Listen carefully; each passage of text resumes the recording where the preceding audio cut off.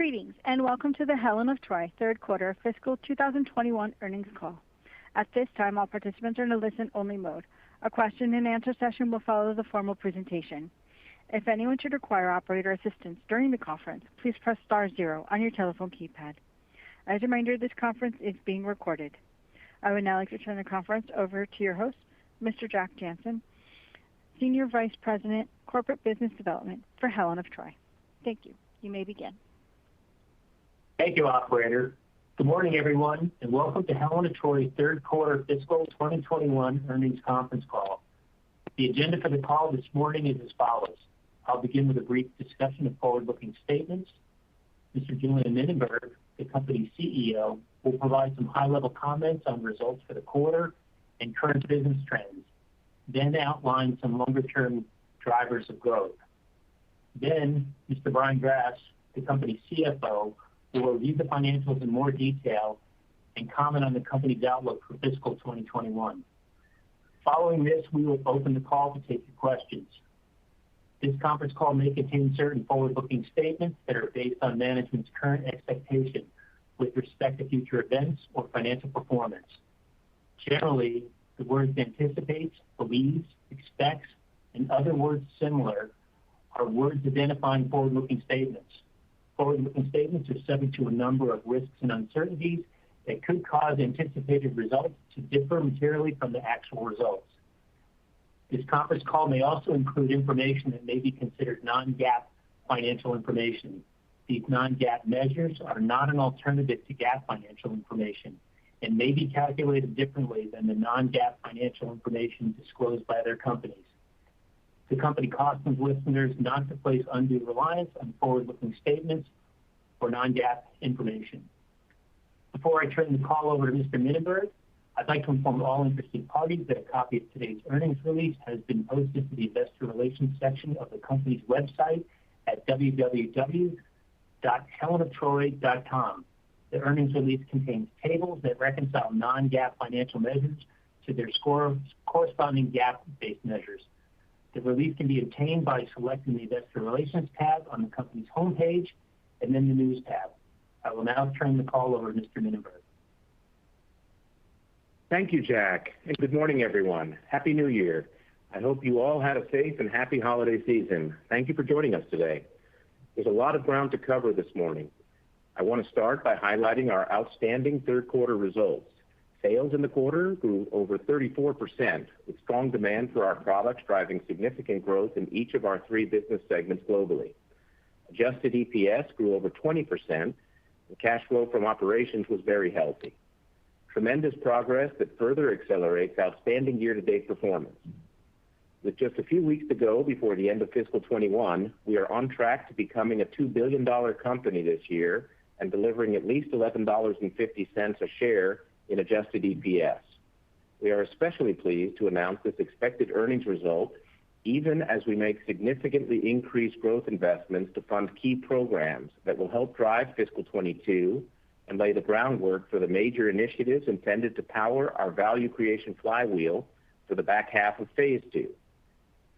In line with our capital allocation strategy, we put some of our strong cash flow to work in the third quarter, returning capital to shareholders by buying back just under 1 million shares of our stock at an average price below $200 a share. During the third quarter, we also continued to build our inventory back to healthy levels, and in December, we extended our exclusive global license for the Revlon trademark with a one-time upfront payment at an attractive multiple. In recent years, our Revlon business has more than doubled, making it a key propellant of our global hair appliance business. We are pleased to secure the Revlon brand as an important element of our good, better, best approach for continued growth in global hair appliances, along with our owned brands of Hot Tools, Golden Hot, and Drybar. This transaction is an excellent fit with Helen of Troy's goal to own outright or preserve long-term use of the brands that are important to our portfolio and that we have proven we can grow under our stewardship. We know many of you are interested in our perspective on continued growth for Helen of Troy, especially following this year of accelerated revenue and earnings growth. So before giving color on the third quarter results in each business unit, I want to discuss some of the key investments we are making to continue creating value in fiscal 22 and beyond. These include direct-to-consumer, new product development, customization, marketing, international, next-gen distribution infrastructure, and IT, as well as CapEx for higher production capacity, several meaningful cost of goods savings programs, and further geographical diversification of our sourcing footprint beyond China to Southeast Asia and to Mexico. Even with the significant investments we have already made and planned, we have the capacity for further value creation via acquisition and remain focused on selective strategic M&A as an additional growth driver. We are excited to be in a position this fiscal year to make the long-term investments needed to catch up with our rapid growth over the past several years and to invest in the building blocks and capabilities we believe will create incremental revenue and earnings growth during the rest of Phase 2. We believe it is much healthier to lean forward into the business momentum we are seeing and support our multi-year plans as opposed to being overly focused on our results from quarter to quarter.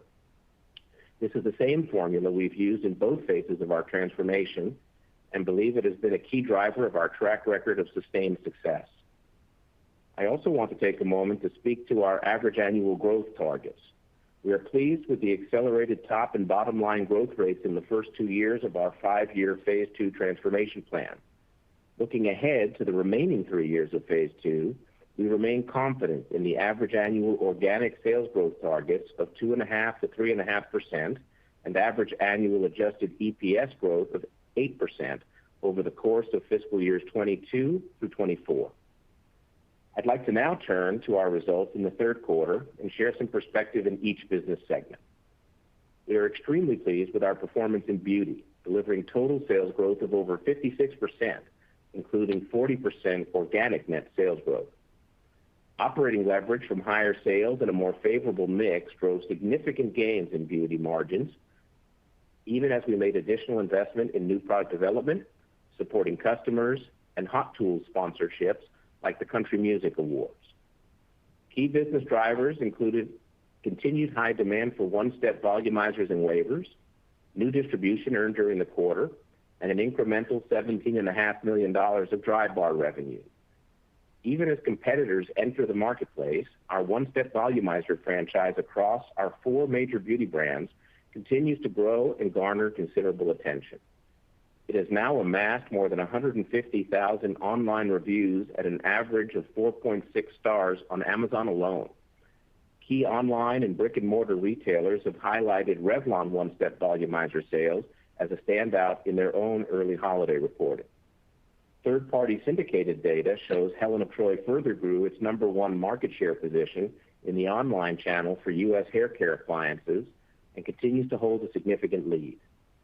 Syndicated data in brick and mortar shows that during the latest 52-week period, we also grew our number 2 share position in U.S. retail appliances. Over the course of fiscal 21, we have become the share leader at several key customers. The share growth in beauty was broad-based across our brands, with strength in Revlon, Hot Tools, Bedhead, Golden Hot, and Dry Bar. Revlon also continued to grow share in EMEA, especially in the United Kingdom. Dry Bar improved sequentially again this quarter, despite retailers and salons still struggling with the challenges of stay-at-home recommendations in certain areas of the country, like Los Angeles and New York. Regarding our previously disclosed divestiture plan for the personal care business, the process is advancing. We are seeing strong interest from potential strategic and financial buyers. The business has many iconic brands, and we believe it can be more successful with a high level of focus, investment, and attention from a new owner. We are still targeting completion of the process by the end of this fiscal year. In Health and Home, our largest and our most global business, sales performance in the third quarter was particularly strong, growing almost 35% and bringing the segment's growth to over 32% fiscal year to date. Profitability in this segment remained healthy, supporting necessary investments in key areas such as new product development, direct-to-consumer, and new hires in engineering, marketing, institutional sales, and other mission-critical departments. The biggest driver of the sales growth in Health and Home was continued demand for health-related products such as Vicks, Braun, Honeywell, and Pure, that address the need to monitor body temperature, control humidity levels, and improve air quality and water quality.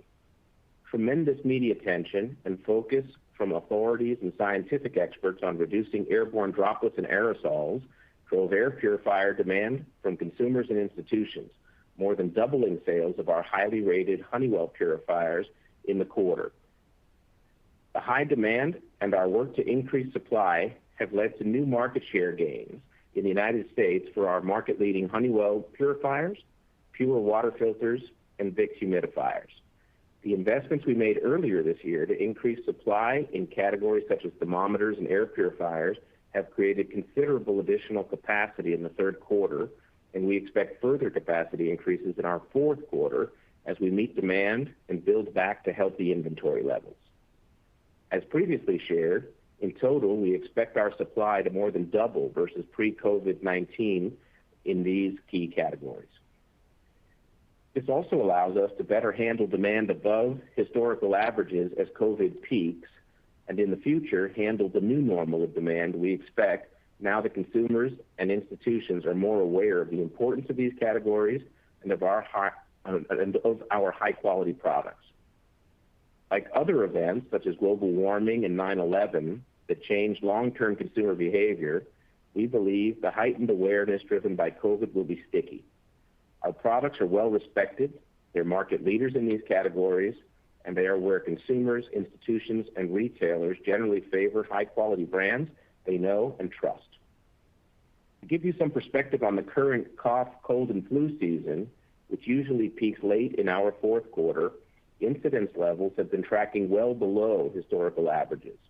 We believe the lower cold and flu incidence is at least partly due to social distancing, increased hygiene protocols, limited back to school, work from home, reduced travel, and limited group gatherings. Meanwhile, COVID-related demand is more than offsetting the lower cold and flu base that's being laid down this season. In housewares, third quarter total net sales increased by over 21%, even as we faced a particularly strong comparison in which the segment grew more than 28% in the same period last year. Our housewares portfolio continues to be ideally situated to support the cooking, cleanliness, and sustainability focus that is now habit in homes around the world, especially during the pandemic. Housewares grew in brick and mortar, online, and internationally. OXO's food storage, baking, cooking, utensils, and kitchen organization categories were all growth drivers as the home nesting trend continued. The Just One More strategy we have talked in the past has been a very positive factor for OXO this year. New generations are discovering the excellence of OXO products and adding new OXO items to their households. Consumers that already know and love the brand are also buying more OXO items. These factors drove very strong point of sale growth both online and in brick and mortar at key retailers.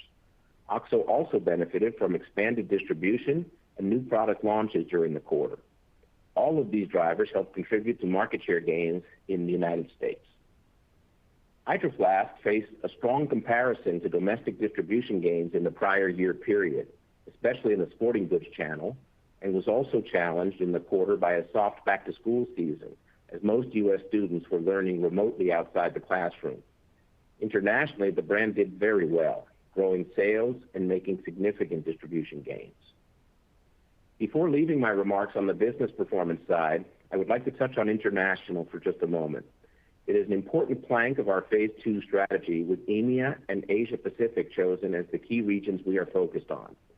Both of these regions performed very well in the third quarter, fueling international sales growth rates only slightly behind the fast pace we saw at the consolidated total company level. International margins also expanded in the quarter. COVID is indeed a driver, but it is important to note that the growth we are seeing in EMEA is across all of our business units, with beauty and both housewares brands growing strongly in the region. Now I'd like to share some thoughts on our longer-term prospects and opportunities we are looking at beyond the pandemic and as we plan out our growth for the back half of Phase 2.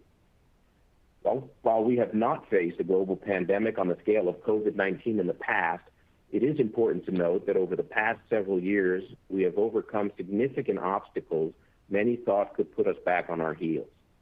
Examples include major new tariffs, the rapid evolution of digitization and its impact on sales and marketing, the shift to online as a major new channel, large seasonal swings such as the incidence of illness due to colds and flu or the unpredictability of wildfires, major consolidation in the freight industry, formidable new competition, currency fluctuations, and significant changes in tax law. In each case, we adapted, improved our capabilities, and powered through to deliver top and bottom line growth. Helen of Troy came into the pandemic with momentum. It came in with a diversified portfolio of proven leadership brands and a well-developed culture and organization. The consumer trends related to COVID-19 further strengthened many of our leadership brands and accelerated our online presence. We wrap up fiscal 21 and expect to start fiscal 22 with the same all-weather portfolio, healthy business fundamentals, improved inventory positions, tailwinds from the accelerated investments we are making now in the second half of fiscal 21, many exciting soon-to-be-announced product innovations, a robust slate of strategic initiatives, and a culture and organization that continue to distinguish itself as it rallied to overcome the many challenges from COVID-19. As we select our building blocks to drive growth for the back half of Phase 2, I thought it might be helpful to touch upon a few of the consumer themes and macro trends we believe can add value in fiscal 22 and beyond. The first is a higher installed base for our health and wellness products that have consumables. We are selling more air filtration, water purification, and thermometry devices than at any time in our history. Many of these devices have high-margin consumables such as air filters, water filters, and probe covers that have a replacement cycle. We believe there is power in the just one more strategy for these devices as well, with air purifiers and humidifiers now in more rooms and institutions, and items like thermometers and humidifiers once thought of as seasonal now becoming more like year-round staples. The second is the shift from cities to suburbs, with each seeding a new cohort of buyers for many of our leadership brands. For example, new and younger households are discovering OXO, growing its awareness and its installed base. Consumer habits will likely continue to focus on cleanliness, storage, coffee, and baking as the work-from-home pendulum is expected to recalibrate to some new normal beyond COVID-19. Historically, OXO earns follow-on adjacent sales in kitchens, bathrooms, and throughout the home once a household is penetrated. Again, the idea of just one more is making a difference for our consumers, our brands, and our business. The third trend is that we anticipate is a new safety of home opportunity to satisfy new consumer needs as people look for ways to ensure safe and clean food and water. We expect they will also be looking for methods to transport food and water when they must travel or commute. Both OXO and Hydro Flask have the perfect on-the-go solutions to provide the peace of mind and trust of home as consumers venture back into the post-COVID-19 world. Another trend is consumer-centric innovation. This one has always been bedrock for us. Bringing new products from brands people trust to make life easier, save time, and sustainably solve problems better than competition is a permanent trend and a proven strength for Helen of Troy. As we look at current and future consumer needs, we have identified new focus areas that include customization, personalization, portability, multifunctionality, durability, increased storage, wireless connectivity, and next-generation lightweight materials, all intended to offer more reasons for consumers to try, trust, and prefer our brands. The fifth trend is the sustainability trend, which we see as important not only for our brands, but also corporately. Sustainable, eco-friendly components are inspiring Helen of Troy to look for new ways to reimagine and reduce packaging as one of the many approaches to reduce our environmental footprint. For consumers, reducing one's carbon footprint and plastic pollution by using products like Hydro Flask drinkware and insulated coolers and totes versus single-use items is expected to become even more important than it already is today. Our global associates and consumers around the world are demanding stronger ethics, and greater equality from each other, their brands, and their companies. Recently, we made key hires to lead our ESG and diversity, equity, and inclusion initiatives. Our grassroots work in these areas and our more formal approach over the past year is already producing results. For example, Helen of Troy's Health and Home Division is recognized as an official Walmart Gigaton Guru. OXO is now a member of 1% for the Planet. Pure is leading drinking water education programs in communities where lead is a major health concern. And Hydro Flask continues to distinguish itself as an environmental and accessibility leader with its Park for All program. In fact, Hydro Flask recently won the 2020 American Park Experience Award from the National Park Trust. We are excited to take all of this to the next level during Phase 2. Sixth, we see direct-to-consumer and further acceleration of e-commerce as attractive organic building blocks for the back half of Phase 2. We have been investing in online for years and have seen the benefit with roughly a quarter of all Helen of Troy sales now occurring through some form of e-commerce. Our online reviews have grown rapidly, as has our ability to serve consumers directly, with the best yet to come as we invest further in this area with new people and much better systems to acquire and fulfill consumer and institutional demand directly. Direct-to-consumer has long been a part of Hydro Flask's growth and has more recently become a major driver for OXO and Dry Bar as we dial up our DTC capabilities with new front-end systems on the sales and marketing sides and scalability on the IT and operations side. We are investing further in technology, people, and best-of-breed IT platforms to create a much more seamless end-to-end consumer experience that further distinguishes our leadership brands. And lastly, beauty remains timeless. Looking good and feeling your best is always on trend.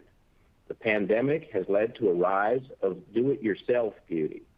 Products like our one-step volumizers are earning influencer attention because they save women time, deliver a great look, and make beauty regimens not only faster, but also easier.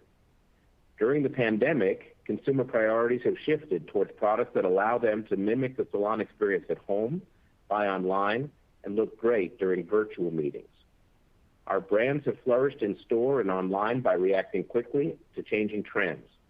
We also expect Helen of Troy's beauty business will benefit by serving consumers and stylists as the vaccine becomes more widely available, salons reopen, and social gatherings once again become a part of everyday life. Stepping back, we believe Helen of Troy's leadership brand portfolio is well positioned to leverage this slate of themes and macro trends. Our investment choices have been tailored to match. Black swan events like COVID-19 served as change agents and catalysts that create new trends and accelerate pre-existing ones. The most significant shifts typically have relevance for many years. We believe brands like ours that resonate with consumer need for authenticity, comfort, and security are the ones shoppers frequently turn to and trust. In conclusion, as we look to a strong finish for fiscal 21 and prepare for fiscal 22, our attention is focused on carefully balancing three critical measures of progress. The first is generating an excellent financial result each fiscal year. The second is making the bold and the right investments to further build our world-class brands and the capabilities we believe will power us through the back half of Phase 2. The third is advancing our culture. Our core values of being in touch, mutual respect, ingenuity in all its forms, shared successes, and maximizing the contribution from exceptional people have helped drive our Phase 2 strategy to attract, retain, unify, and train the very best people. We continually measure our progress in each of these areas. Our financial results are published for all to see. On culture, while a bit harder to measure, we just completed a survey among more than 1,000 of our global associates. The results show we advanced on every single metric over the 2 years since we last surveyed our organization. A powerful confirmation that we are on the right track in building an even stronger organization and cultural foundation in Phase 2. Our balance sheet and financial position are very strong and capable of supporting further investment. With strong cash flow and low leverage, we are well positioned to add more critical mass to our value creation flywheel, include the opportunity to deploy capital towards accretive acquisition, and consider opportunistic share repurchases. Delivering for all stakeholders has been a hallmark of Helen of Troy every year throughout its transformation. We continue to work on creating long-term value in fiscal 22 and beyond, and we are grateful for your trust in us as we do so. With that, I will now turn the call over to Brian. Thank you, Julian. Good morning, everyone, and thank you for joining us. I hope that you are all safe and healthy. As Julian highlighted, we delivered an exceptional quarter that exceeded our expectations with broad-based and consistently strong sales growth across all our business segments and key measures. Building on solid results in the first half of the year, and despite significantly higher inbound freight costs, we also drove meaningful gross profit margin expansion in the quarter by strengthening and consolidating our supplier base, introducing new products with healthier margins, and improving our sales mix organically and through the acquisition of Drybar Products at the end of fiscal 20. Our SG&A ratio and operating margin reflect the shift in marketing and new hire spending to the second half of fiscal 21 due to cost reduction measures in the first half, as well as incremental marketing and long-term investment spending to drive growth during phase 2 of our transformation. As we stated last quarter, we are using the strength of fiscal 21 as an opportunity to accelerate and fund investments that we believe will benefit fiscal 22 and beyond. I will speak more to these investments later in my comments regarding our outlook for the full fiscal year 21. Overall, our business continues to show strength and resiliency, generating adjusted diluted EPS growth of 20.5% for the quarter and over 35% growth for the fiscal year to date. Our liquidity was another highlight, ending the quarter with approximately $962 million, including $157 million in cash and cash equivalents, and $805 million available on our $1.25 billion credit facility. This is just slightly below our $1.1 billion in liquidity at the end of the second quarter, reflecting investments in working capital and capital expenditures, as well as open market share repurchases of $192 million made during the quarter. We generated $230 million of free cash flow in the first 9 months of the fiscal year, even as we increased inventory by $127 million and made capital expenditures of over $19 million, in part to expand our production capacity to better satisfy surges in demand and diversify the geographic footprint of our supplier base to help mitigate any potential future further COVID-19 disruption on our supply chain. As Julian mentioned, after the end of the third quarter, we entered into an amended, fully paid up 100-year exclusive global license for the Revlon trademark. As part of this transaction, we paid a one-time upfront license fee of $72.5 million in lieu of any future ongoing royalties or fees. The upfront license fee implies a multiple of less than 9 times the estimated fiscal year 22 after-tax cash flow benefit from annual royalty savings. We believe this is an excellent strategic use of our strong balance sheet to further accelerate our value creation flywheel and help supplement earnings growth in fiscal 22 and beyond. Now, moving on to a more detailed review of the quarter. Consolidated net sales revenue was $637.7 million, a 34.3% increase over the prior year. Organic business net sales grew 30.3%, driven by very strong sales growth in all 3 business segments. As expected, we saw improving trends in the beauty segment, which drove exceptional growth, and third quarter demand in health and home and housewares remained strong. This strength more than offset the adverse impact of reduced store traffic at certain retail brick-and-mortar stores, a soft back-to-school season due to COVID, and a decline in non-core business. Consolidated sales in the online channel grew approximately 34% year over year to comprise approximately 24% of our consolidated net sales in the third quarter. Sales from our leadership brands grew almost 34% in the quarter, which includes 4.6 percentage points of growth from the Drybar Products acquisition. Drybar Products sales continued to show sequential improvement in the third quarter, even as many Drybar salons were either closed at various times during the quarter or saw significantly lower store traffic due to COVID, especially in some of the larger markets like California and New York.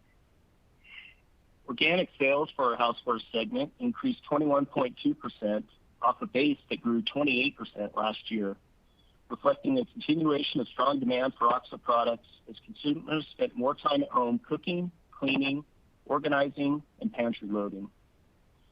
OXO sales were strong in both the online and brick-and-mortar channels.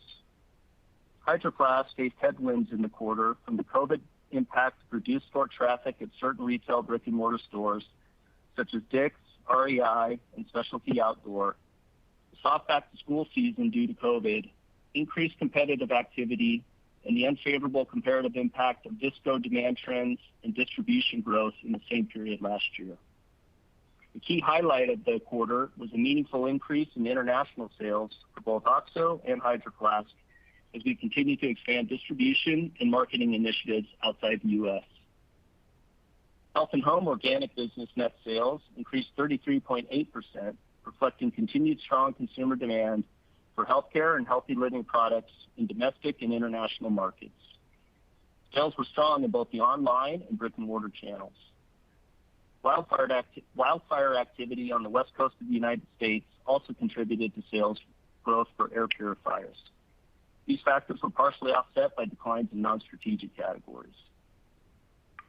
Beauty segment net sales grew 56.2%, and organic sales increased 39.8%.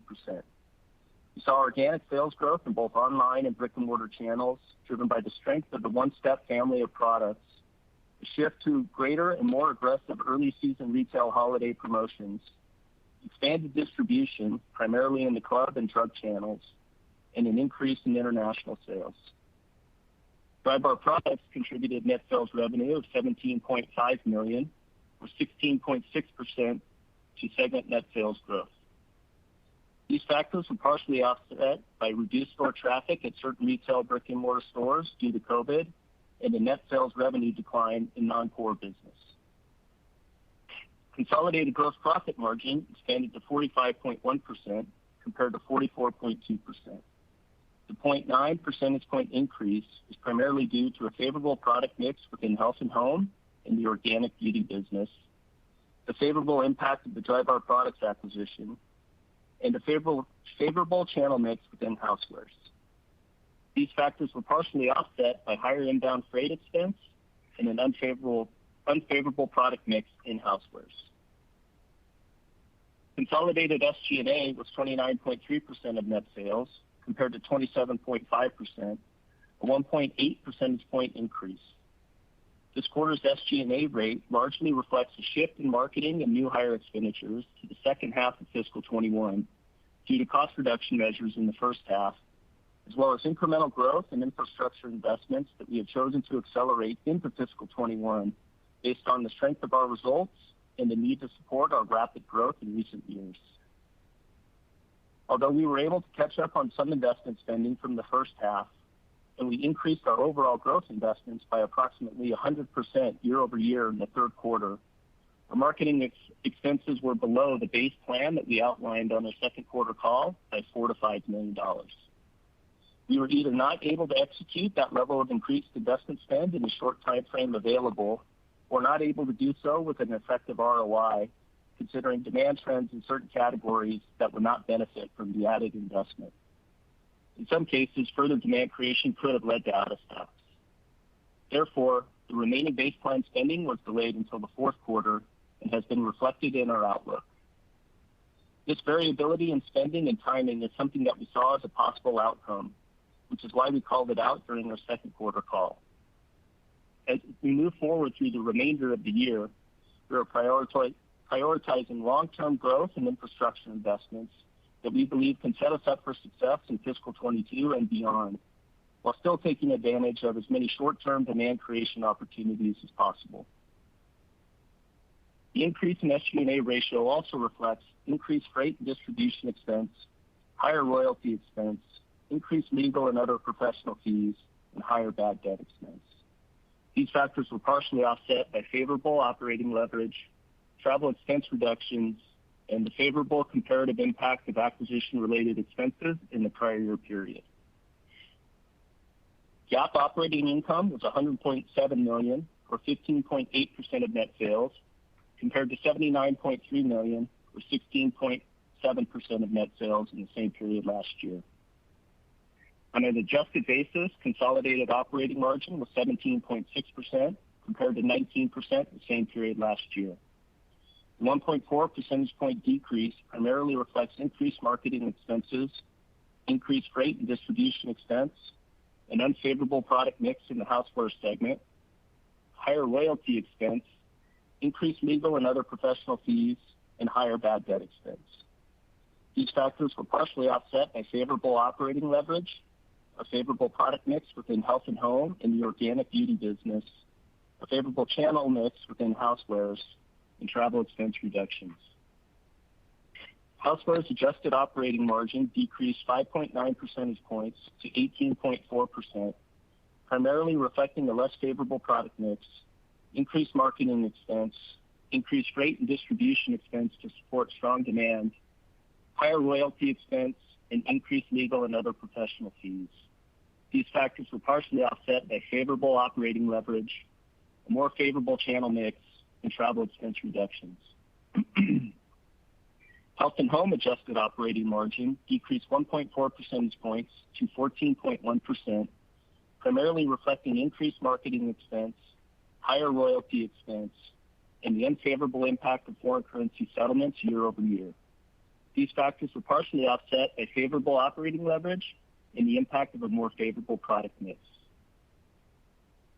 Beauty adjusted operating margin increased 5.7 percentage points to 21.7%, primarily due to favorable operating leverage, margin impact of a more favorable product mix, and travel expense reductions. These factors were partially offset by higher personnel expense related to the acquisition of Drybar Products, increased marketing expense, higher bad debt expense, and higher legal and other professional fees. Moving on to taxes, income tax expense as a percentage of pre-tax income was 14%, compared to income tax expense of 10.3%, primarily due to an increase in liabilities related to uncertain tax positions. Net income was $84.2 million, or $3.34 per diluted share, compared to $68.7 million, or $2.71 per diluted share in the prior year period. Non-GAAP adjusted income grew 19.8% to $94.8 million, or $3.76 per diluted share, compared to $79.1 million, or $3.12 per diluted share in the prior year period. Now, moving on to our financial position for the third quarter of fiscal 21 compared to the third quarter of fiscal 20. Accounts receivable turnover was 70 days, compared to 68.9 days for the same period last year. Our accounts receivable balance was $500.1 million, compared to $365.5 million. Inventory turnover was 3.6 times for the trailing 12 months ended November 30th, 2020, compared to 2.9 times for the prior year period. Inventory was $383.4 million, compared to $333.7 million. Net cash provided by operating activities increased $148.3 million to $249.7 million for the first 9 months of fiscal 21. The increase was primarily due to higher net income and increased cash from accounts payable and accrued expenses, partially offset by increased cash used for receivables and inventory. The increases in working capital components are in line with our expectations as we build inventory in an effort to eliminate out of stocks, navigate Chinese New Year production downtime, and mitigate any further potential COVID disruption on our supply chain leading into our peak selling season and into fiscal 22. Total short and long-term debt was $440.4 million compared to $244.2 million. As of the end of the third quarter, our leverage ratio as defined in our debt agreements was 1.3 times compared to 0.9 times at the same time last year. This is a sequential increase compared to 0.9 times at the end of the second quarter and reflects additional borrowings to fund open market share repurchases of $192 million and to continue to build additional inventory. Our net leverage ratio, which nets our cash and cash equivalents with our outstanding debt, was 0.8 times at the end of the quarter compared to 0.5 times at the end of the second quarter.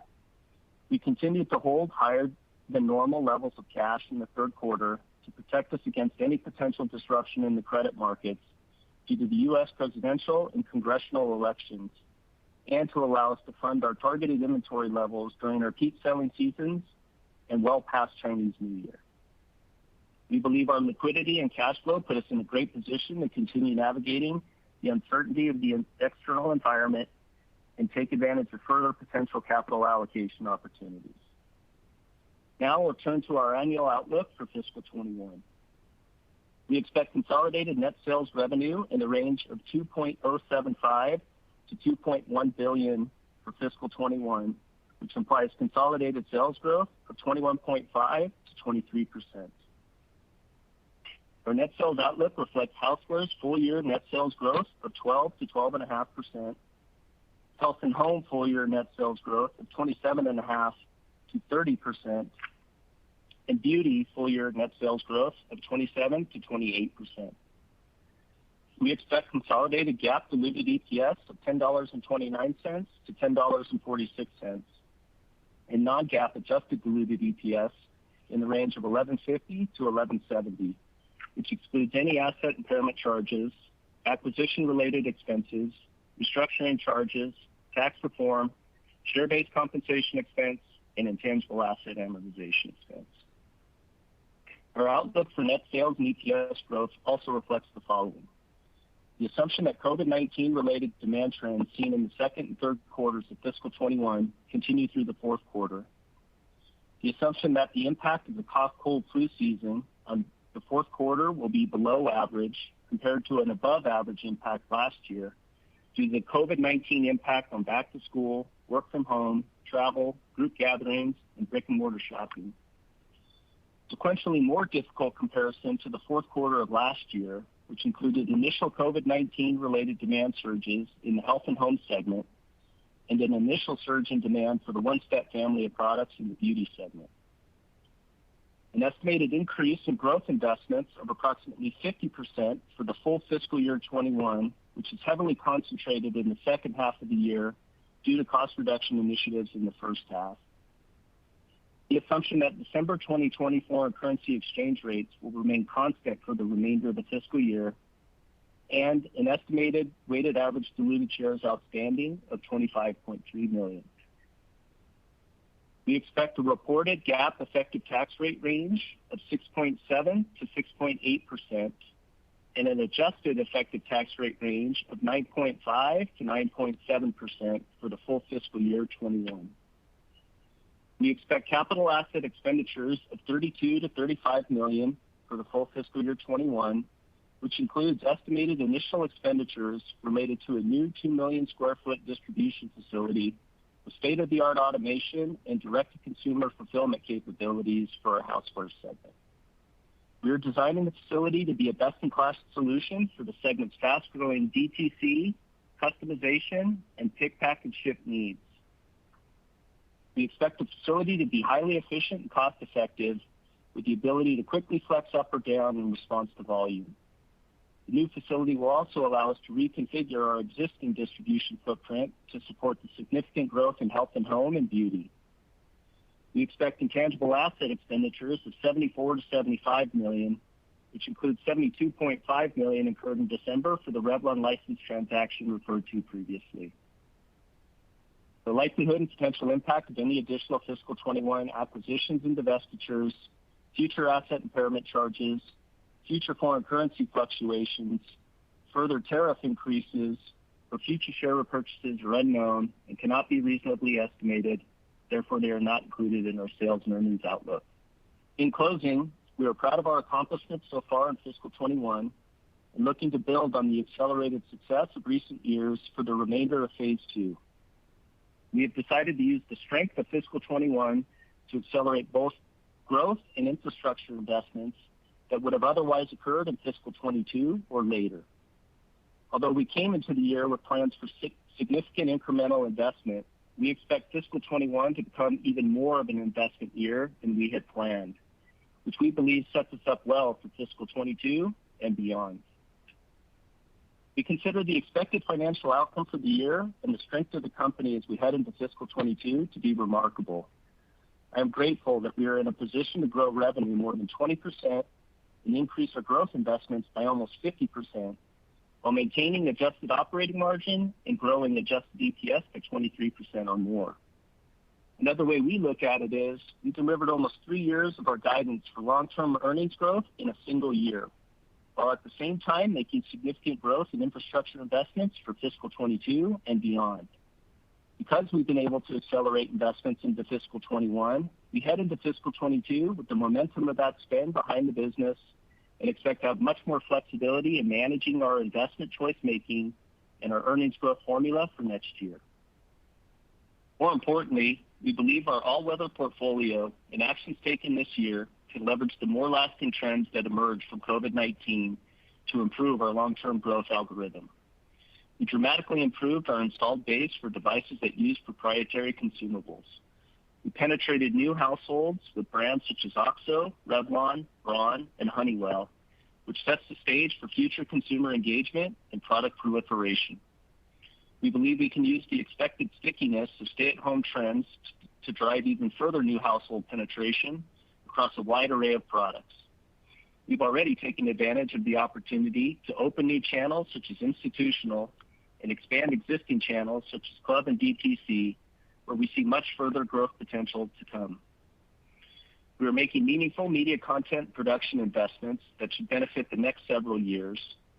We continue to make front and back end investments in capabilities that will unlock growth in product customization and product set configuration. We continue to invest in our businesses that were more negatively impacted by COVID-19, such as Hydro Flask and Drybar, which should set them up for success as the world reopens. We significantly expanded our production capacity, diversified and strengthened our supply base, and shortened lead times in key product categories. We put our balance sheet to work to strengthen our ongoing cash flow and supplement future earnings growth through the Revlon license transaction and open market share repurchases, which combined we expect to contribute adjusted EPS of almost 70 cents in fiscal 22. We also have the opportunity to significantly de-lever in fiscal 22 as we move back towards steady-state working capital and use our strong cash flow and existing safety net cash to pay down debt, which we expect to result in lower interest expense in fiscal 22. We believe we have pulled a lot of levers to position the company to sustain earnings growth off a base that we expect to grow by 23% or more in fiscal 21. We like our diversified portfolio, our ability to leverage current and future trends, the momentum in our business, our investment choices, and our ability to continue to develop additional opportunities to further supplement future earnings growth as we head into fiscal 22. And with that, I'd like to turn it back to the operator for questions. Thank you. At this time, we'll be conducting a question and answer session. If you'd like to ask a question, please press star 1 on your telephone keypad. A confirmation tone will indicate your line is in the question queue. You may press star 2 if you'd like to remove your question from the queue. For participants using speaker equipment, it may be necessary to pick up your handset before pressing the star keys. To allow for as many questions as possible, please ask one question and one follow-up each. We invite you to rejoin the queue for additional questions. Our first question comes from the line of Bob Labick with CJS Securities. Please proceed with your question. Good morning. Happy New Year and congratulations on continued outstanding results. Thanks, Bob. Great. I'd love to start with obviously, super strong growth, and online you're at 24% still, which is great. That still means that 76% of your sales are in bricks and mortar. So I guess I have a two-part question here. One, could you give us an update on, the health and strength of your retail network, given what's going on in the world? And then the second part of the question is, intuitively would have guessed that online would have grown faster than bricks and mortar in this quarter or in this time period, yet you're still at that kind of 24-25% online. And again, the growth is outstanding, but maybe give us a sense of why online's not outpacing bricks and mortar too. Yeah, Julian, do you want to take that or do you want me to? Your line is muted, possibly.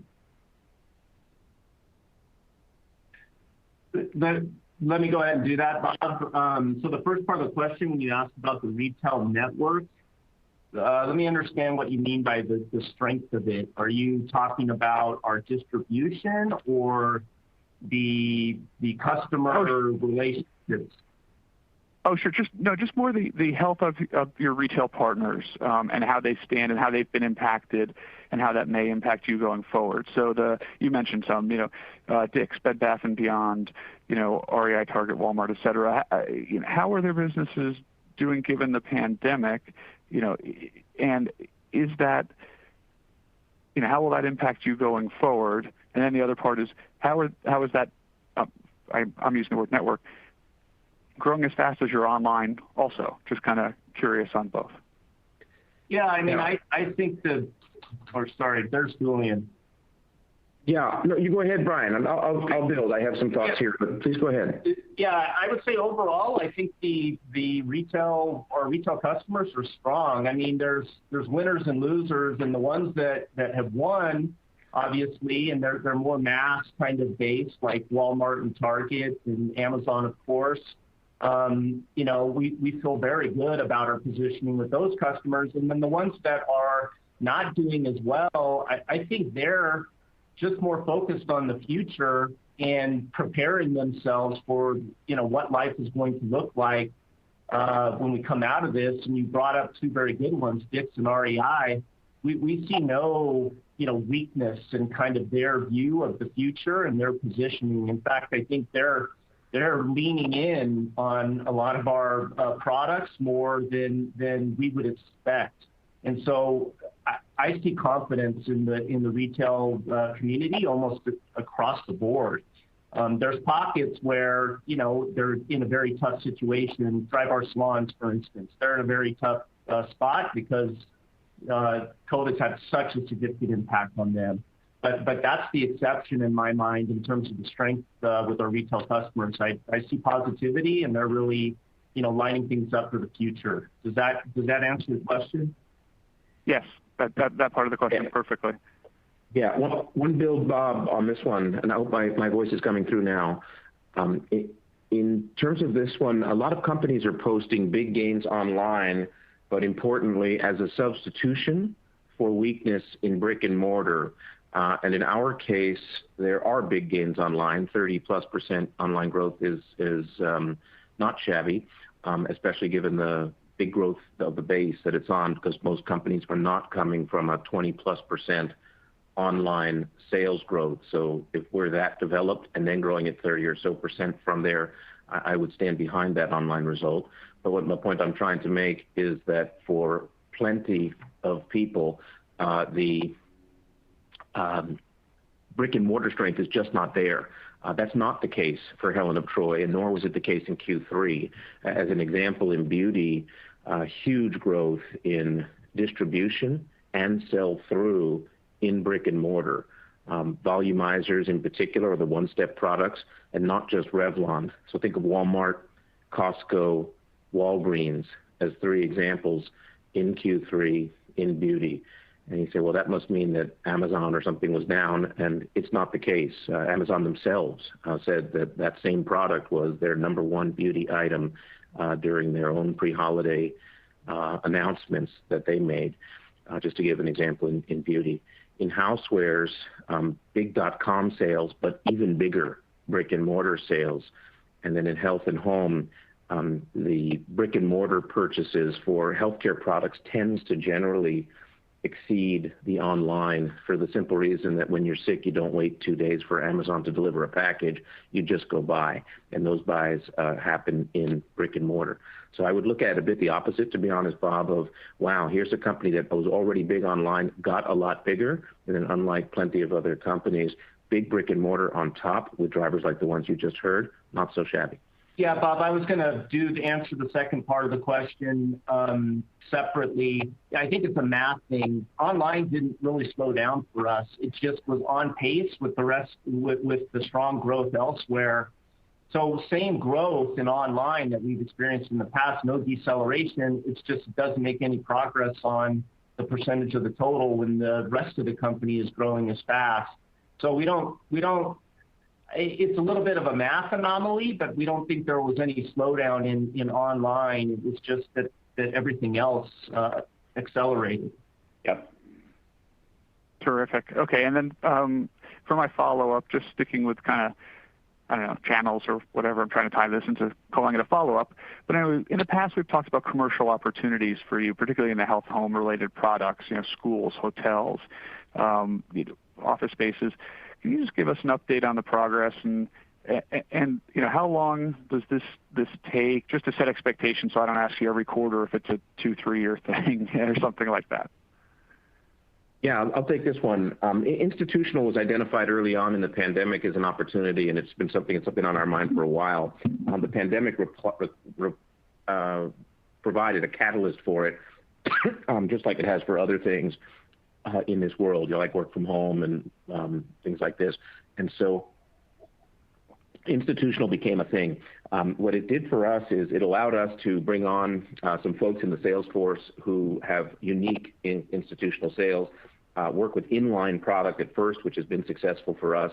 Think air purifiers over the last quarter as an example of that. Thermometers before that, and also ongoing as 2 examples of institutional now inline. It further gave us the opportunity to relook at the way we do connected devices, bring some new capability in engineering, and outline a roadmap for institutional that'll go on for multiple years. So progress in sales, progress in sales force, progress in new product development planning, and progress on creating a multi-year trajectory for institutional for Helen of Troy. So we like our prospects. I'm sorry. It's primarily in health and home, and we think it'll go on for several years. The demand will ebb and flow, I think. I'm sorry. It's a big deal right now, just because there is so much demand for it. That may abate a little bit on the other side of the vaccine. On the one hand, on the other side, there's a new normal going on in the marketplace, and that new normal will favor institutional sales over a multi-year period. Got it. Got it. Okay. Thank you. Congratulations again on obviously outstanding results. And I will jump back in queue. Bob, he's so emotional about it, he gets choked up. You have to forgive him. Yeah, thanks. It's just one of those moments when talk and choke at the same time, but I survived the question, Bob. Thank you. Our next question comes from line of Rupesh Parikh with Oppenheimer. Please proceed with your question. Good morning. Thanks for taking a question. Also, congrats on a really strong quarter. So maybe I'll start with a question for Brian first, so you're going to get yourself a chance to get your breath. So the commentary, I guess, through your transcripts, I guess as I look towards the next fiscal year, maybe you can't really provide much commentary. It seems to me that you guys are trying to put out there that there's many drivers that you guys have in your control to drive EPS growth going forward. So is there any commentary you can provide in terms of the next fiscal year if you expect to see growth versus the guidance that you provided this year? Well, yeah, I mean, what we said it in our comments, and I think we added a lot. I think I would, if I was an investor, the things I would focus on is the fact that, we're able to exceed our expectations for this year significantly, and then still make a lot of investments for next year. And so we've accelerated things that we would have normally had to spend on in fiscal year 22 and are now accomplishing those things in fiscal 21, which, really sets us up, as I said in my remarks, to be flexible next year. We're always, managing this kind of formula or this algorithm between how much we want to invest and how much, do we need to contribute to earnings growth. And so next year, we feel we're going to be much more flexible in that because we've been able to make investments this year that we didn't anticipate being able to make. So we like that. We talked about things we did with our balance sheet in the quarter or after the quarter that, our EPS growth drivers for next year, and that's 70 cents a contribution just from 2 balance sheet actions, which is, over or in line with what our annual growth rate would be long term in terms of a percentage. So we get a contribution from that. I'm not guaranteeing that in terms of growth for next year. I'm saying that's a driver that we have that will help as we manage the formula of investment and all the other things that we need to get through next year. So, I mean, in conclusion, for me, that it's, the future is bright because we've been able to take advantage of fiscal 21 to set up 22 for success, and that's how we look at it. Yep. Okay, great. Yeah, I strongly affirm this, Rupesh. We can't project fiscal 22 this early on. The fog of COVID is burning fairly bright. Even right now, the new variant that's more contagious, and who knows what the world will bring in the next couple of months. That said, we are in our normal budget cycle. The 70 cents building block that Brian just referred to and mentioned in his formal remarks is substantial, and it is largely secured for next year. It's just math, and it is already in our plans, and it is favorable. So that's a good start. You add the forward spending that we're accelerating into fiscal 21 that he mentioned, and there's less spending required in fiscal 22 because we're doing it now. And you look at that and say, oh, that compresses the back half of this year. Our response is, of course it does. It does because we were largely dark in the first half of this fiscal year, just like the entire rest of the planet was, and yet are leaning forward to do what's bold and right now. All of that stuff not only helps the business for the long term, but it helps fiscal 22 specifically. So if there's an elephant in the room, which is, can these guys grow earnings in fiscal 22? We're trying to send a message, which is, we've got good building blocks now, 70 cents plus what you just heard. We'll spend now, and we'll help fiscal 22. And on top of this, we'll work through our budget and get the rest of the details right, and intend to give guidance in April. So we also tried to say in our comments, and with no arrogance, I assure you, that it's not the first time that something big comes along. Pandemics are global, and we're humble on the one hand. On the other hand, tariffs were supposed to bowl Helen of Troy over, and the other list that we gave, and we were able to find ways.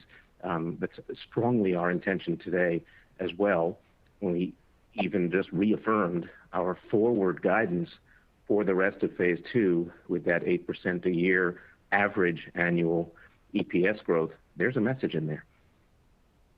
Okay, great. That's really helpful color. It's clearly that's one of the concerns out there.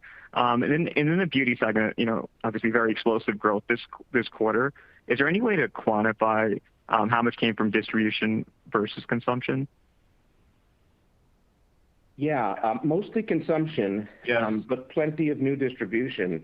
I don't know how to emphasize this one enough.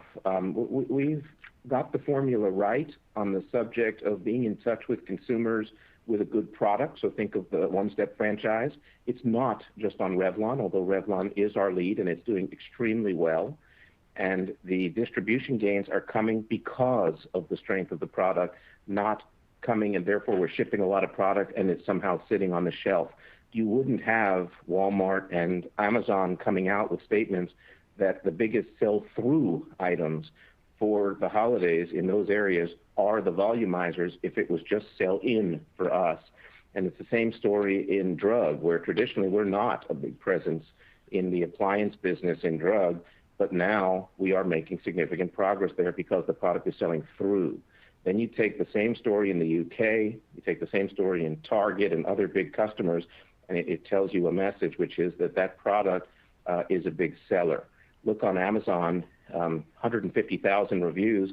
By definition, every single one of them is from someone who bought the product, not someone who got some company that got new distribution and loaded up the trade. And we've now caught up on the supply side, so we're able to supply that demand in the market. So this is sell-through. And the distribution is coming because of the sell-through. So Costco and others are saying, I want it too, and we're finding ways to give them SKUs that work for them, and it's now across the lineup. So think of Bedhead, Golden Hot, Hot Tools, and Dry Bar. So we like where we're going with this, and we're bringing new products all over the place, including international. Great, thank you. I'll pass it along. Thank you. Our next question comes from the line of Anthony Lebiedzinski with Sidoti & Company. Please proceed with your question. Yes, good morning, everyone, and also Happy New Year to all as well. So you guys talked about the high growth in consumables in terms of air filters and water filters and so on. And Can you give us a sense as to what percentage of your revenue is coming from consumables now? Just wanted to get a better sense as to the opportunity, the growth from that segment going forward. Sure. I'll start here, and I think Brian's got some builds. We don't break out specifically the ratio that you're looking at, but it is very favorable, and not just in terms of sales, but importantly also in terms of margin. So think of a consumable at punching at multiple times the weight of the device itself because of the relative profitability. So we've never sold as many air purifiers and thermometers as we did right now, and things like air purifiers, water purifiers, also a record for us, and same story with humidifiers, but to a lesser extent. These products all have filters that go with them. Those filters are not only selling through because of the installed base, but that installed base is so much bigger that next year, those filters at a higher margin are a new building block for us. Maybe just to give you a number that could help, think of like 50% growth in the installed base and then take 2 or 3 times the profitability, and no matter what the number is, it's 1 to 3 times higher than what it was before. I mean, 2 to 3 times, double or higher than it was before, and that gets you a lot of growth room in the revenue as well as the margins. Yeah, let me have some more or some numbers you want to put to those statements. Yeah, let me build on this. I mean, you framed it up as growth in the quarter from consumables, and there was, but it's more of a future opportunity, which is why we're calling it out. So I can give you an example. In health and home, in the categories that do have consumables, devices grew like 100%, but consumables only grew 50%. So that's an indication of the future opportunity. By getting the installed base increased as much as it has been year to date in health and home devices that take consumables, and then the fact that consumables revenue is lagging that by half, it's a future opportunity, which is why we're calling it out. That installed base increase that we drove this fiscal year is going to provide consumables revenue for years to come, and we know it because we see consumables revenue lagging device revenue, and it's a future indicator. We've still got good consumables revenue on our installed base from the past, but our installed base now and going forward is much, much greater, and that's why we called it out. Yeah. Think health and home as the big guy for consumables. Right now, we sell more pure filters than we do devices. And it's not like there's something wrong with the devices. It's just that we've been at it for many, many years, and there's a large installed base of devices. Now it's larger. So this beats what Brian just said. In air purifiers, of course, there's a large installed base. There's now just a larger one, including in institutional. And then every year when we sell more devices, you don't just get the new devices repurchase cycle of filters, but also the entire installed base that was there before over the life of the existing devices. It's the same in humidifiers. You've heard us talk years ago about the importance of vapo pads on Vicks. It was the same math. The market maybe didn't care much, but it doesn't mean they were right. The fact is we sell tens of millions of pads a year at very high margin and a hugely installed base of humidifiers, almost all of which take Vicks Vapor Pads, and that's incredibly profitable for us. But again, just for perspective, devices grew, like air purification, that's an example you guys were just talking about. It grew over 100% in the 9 months year to date. Consumables for air purification only grew 50%.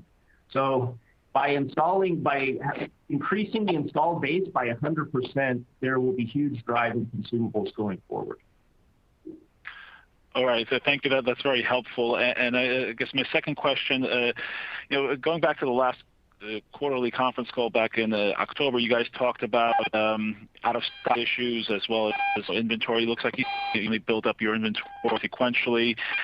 Can you give us a sense as to how satisfied are you with current inventory levels, and are there any other out-of-stock issues that you want to speak about, or do you think you're in good shape with that?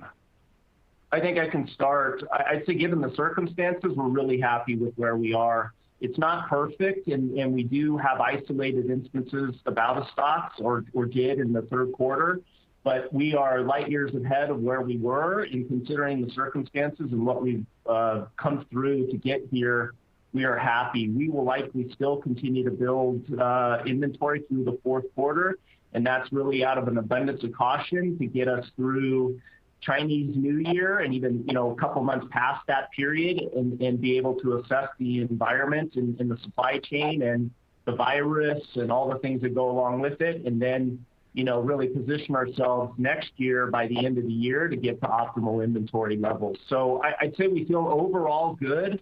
We've got pockets of things where we'd like to be in a little bit better position, but considering the circumstances, I think it's a win. Yeah, look at where we were just 2 quarters ago. We were unable to meet the demand, behind on inventory, and not happy with our position, catching up as quick as we could with supply. You heard in our prepared remarks how much progress we've made on that.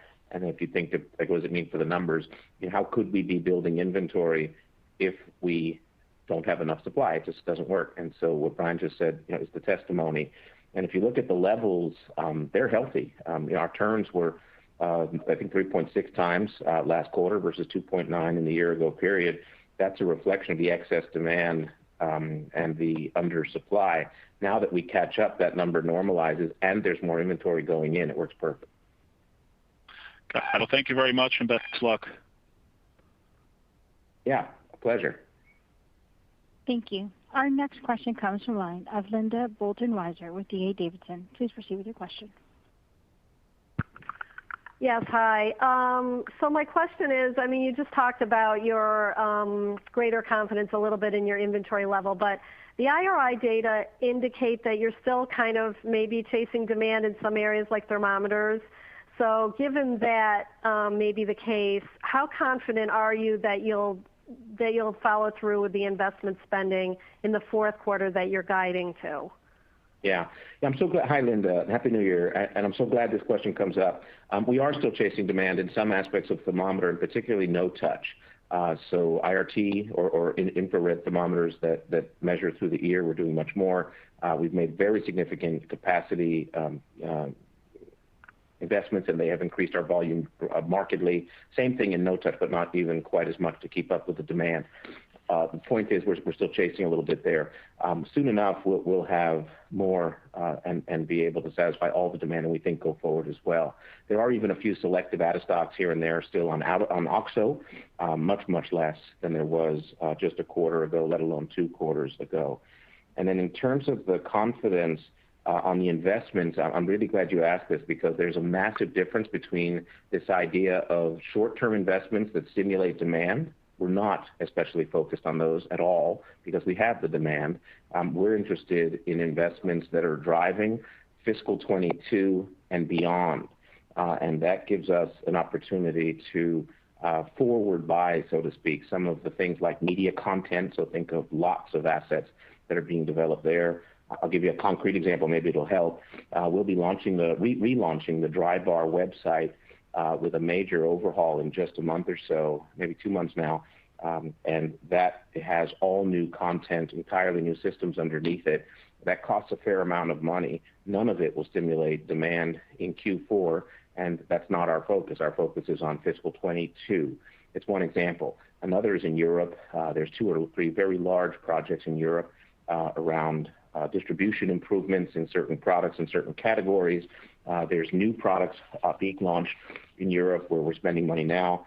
And in Asia, on the no-touch side for thermometers, we're putting some pretty significant investments anticipating that increase in supply.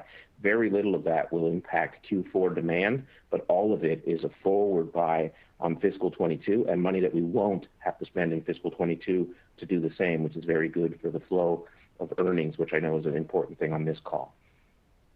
Linda, I would build on that just a little bit and say I'm more confident about it than I was at the end of last quarter. You saw that we had $4 or $5 million that we weren't able to spend in Q3, and we now have it forecasted for Q4. I think the worst case scenario is you could see something like that again in Q4, where we have $4 or $5 million or something like that, where we can't get it all through the pipe.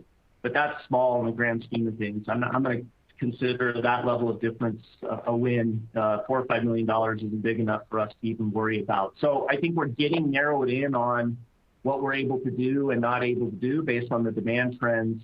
And you could see some of that spending bleed over, but not much at all.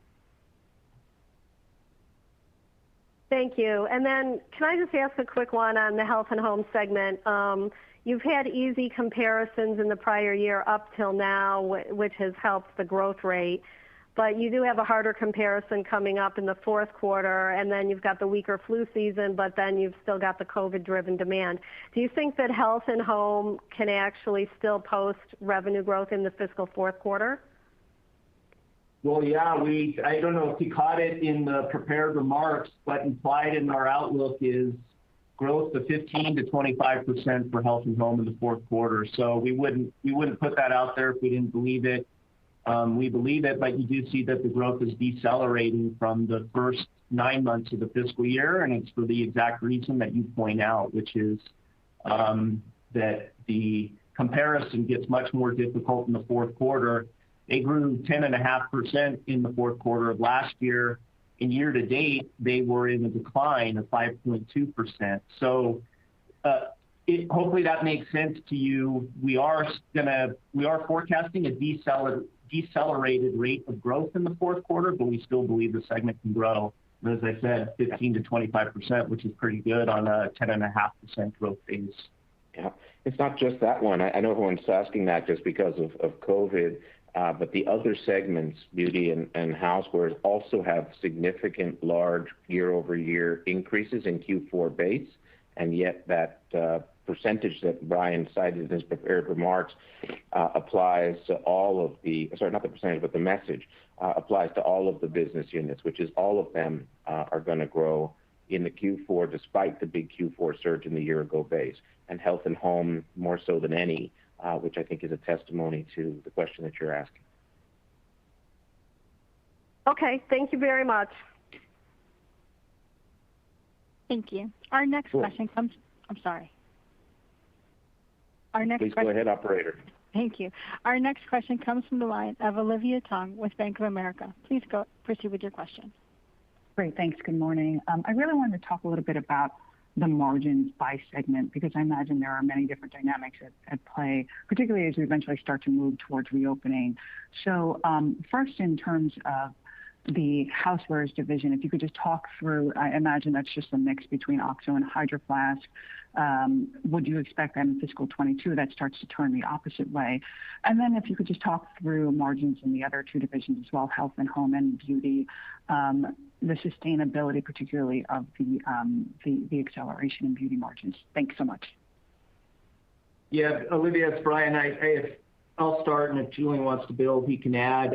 On housewares, you mentioned the mix, and yes, it is a driver, but I mean, almost as big of a driver is really the marketing spend that they had in the third quarter, and we're expecting, to build on that in the fourth quarter.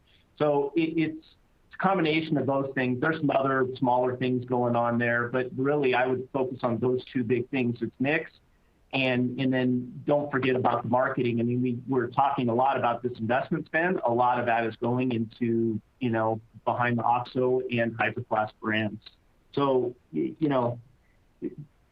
we feel good about their margins. The margins haven't really deteriorated. And going forward to your question about Hydro Flask, yes, we see that mixed rebalancing into next year. And so, hopefully margin tailwind in the housewares segment compared to this year for two reasons. One, the mix will rebalance, we believe. And then two, we may not have the same level of marketing spend, but who knows, we may. But the reason why we're not giving you more information on fiscal year 22 is we haven't made all those choices yet. What we're telling you is we've accelerated investments out of 22 into 21, which frees us up to be a lot more flexible, but we could choose to double down on some investment spending in fiscal year 22. Therefore, because we haven't made decisions, we can't give you more color other than that. So hopefully that helps. Yeah, we see margin maybe tailwind for the housewares segment as compared to this year going forward. And then on the other, well, go ahead, Julian. I was going to say, because you're talking about the go-forward part on beauty, remember there's a building block for next year at a higher margin, which is Dry Bar. Dry Bar was largely shut down this year, think of the salons, and for next year, there'll be more of that, assuming on the other side of the vaccine, Dry Bar punches at a higher weight than the average for beauty. So there's good building blocks for next year, and some of the investment was pulled into this year, so it helps in that regard.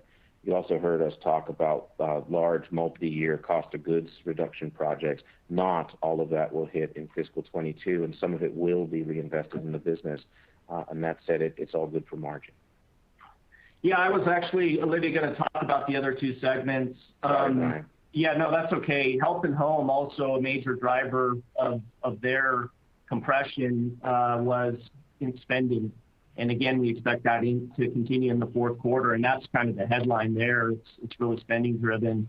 And then beauty is in a situation where the growth was so significant that spending was not quite in line with that growth. So you see that margin expanding quite a bit. But the idea is we want to be somewhat proportional with our growth in terms of our spending, and kind of do the 50-50 formula of, all of our overperformance, we spend 50% back in the business and drop 50% to the bottom line. And beauty got a little bit out of whack with that, with the significant growth in the third quarter, but we want to rebalance that going forward. Got it. Thanks. That's Does that help? Yeah, for sure. One to sort of square in on beauty a little bit, just the sustainability of that beauty growth, because that, obviously the other two divisions were very strong as well, but beauty was the one that saw a pretty big acceleration relative to prior quarters.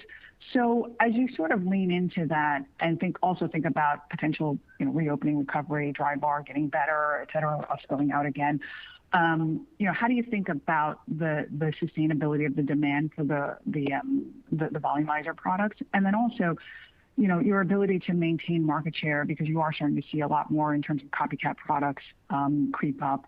Are you expanding capacity? Do you have capacity for expansion in order to continue to support that growth and drive that growth as we sort of look at next year and potential for reopening as well? Thanks.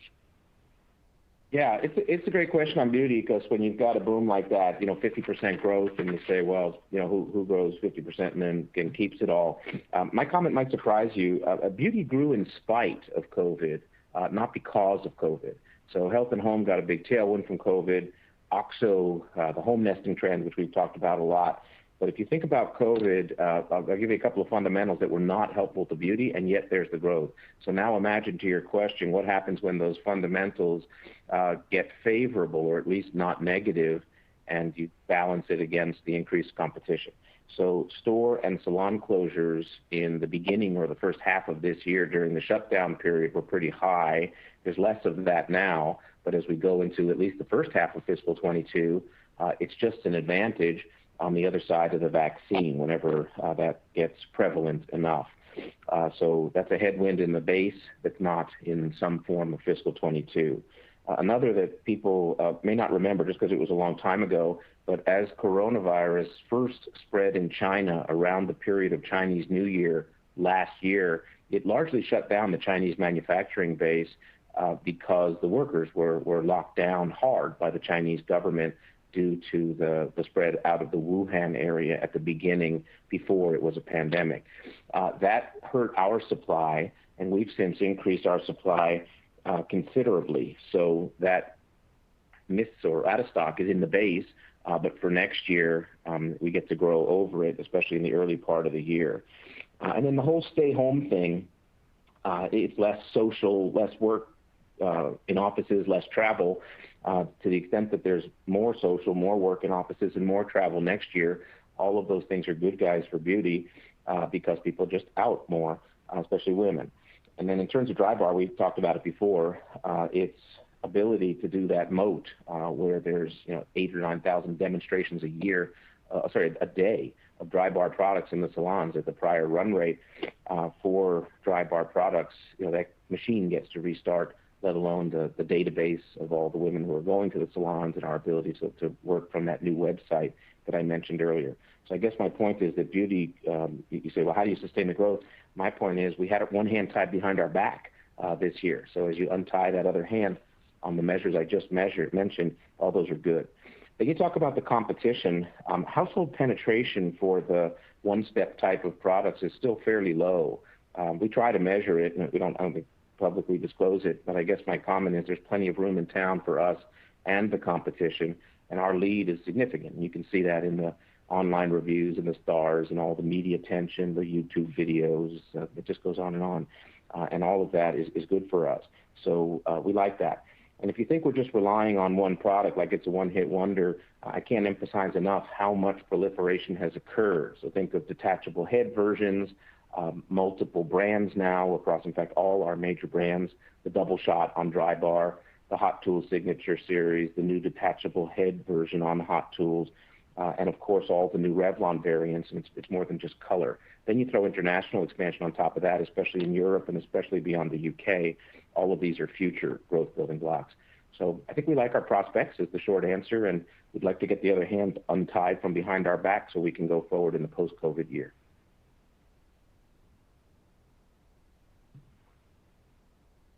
Thank you. Our next question comes from the line of Steve Marotta with CL King. Please proceed with your question. Good morning, Julian, Brian, and Jack. Given the time constraints, I'll only limit my question to one, and we'll deal with everything else offline. Could you talk a little bit about the profitability differential in your direct-to-consumer digital channel versus the wholesale channel, both brick and mortar and digital? Sure. So there's not much of a difference in that profitability. When you say digital, I'm assuming you're referring to all e-commerce, not just our own DTC. Our own DTC, the smaller the business, obviously the less profitable it is until you're able to scale up. But we've got enough critical mass where, our DTC is very profitable, and even in most cases in line with the entire company, even though the cost to serve is higher, and that includes the cost of acquiring the customers and all of that. So we use the word agnostic about which channel we go through. I don't like that word. I like better the thought that we want to serve the customer wherever they want to be, and profitability is something that we have to work through. But it's really on the earlier stages of a development of a DTC business. And we're at a point in most of our, not most, but in a lot of ours where we're past that point and we don't really have to focus on the profitability because it's there, and we're meeting the customer where the customer wants to be. Now, where we're trying to create something new in terms of DTC, that's more of a factor that we have to consider. But again, the businesses that we've got that are really thriving there, not a factor at all. The profitability is at least neutral. In some cases, it's even better. Yes, that answers the question, Brian. Thank you. Thank you. Ladies and gentlemen, this concludes our question and answer session. I'll turn the floor back to Mr. Minnenberg for any final comments. Yeah, thanks, operator, and thanks everybody for joining us today. We're very excited about the results we just put up. We're extremely excited to become a $2 billion company per our guidance and continue to add earnings per share above expectations, even as we make all the investments and the forward investments that we talked about. We're also quite excited about our long-term prospects for the back half of phase 2, and we tried to outline those building blocks for you today in the form that they are at this stage in our budget cycle. We see room for encouragement there, to put it mildly. So we look forward to speaking to many of you in the coming weeks, and many of those of you who are attending next week's ICR and CJS virtual conferences. Beyond that, we do expect to host our fourth quarter and fiscal year-end call in late April, at which time we also intend to provide our outlook for fiscal 22. So have a great day, everybody, and thank you so much for joining today. Thank you. This concludes today's conference. You may disconnect your lines at this time. Thank you for your participation.